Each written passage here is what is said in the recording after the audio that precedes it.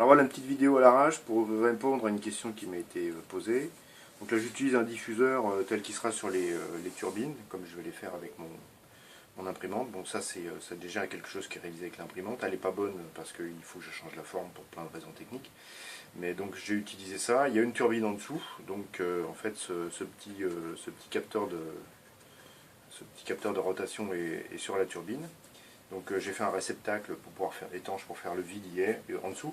Avec donc j'ai toujours mon petit aspirateur de 800 watts qui va me faire la dépression. Donc j'ai fait un filtre de manière à pouvoir simplement obturer une certaine quantité de douille pour voir ce qui se passe. Voilà. Donc toute cette expérience est liée à la quantité de flux qui va pénétrer et donc à la vitesse relative. Donc je mets l'aspirateur en route, attention ça va faire du bruit.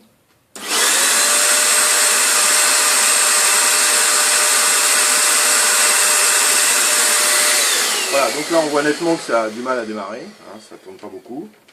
Il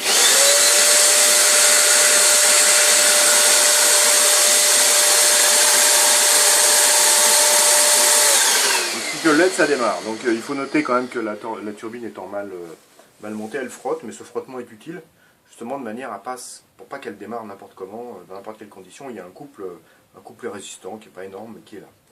Donc là après je vais mettre le filtre, alors allons-y.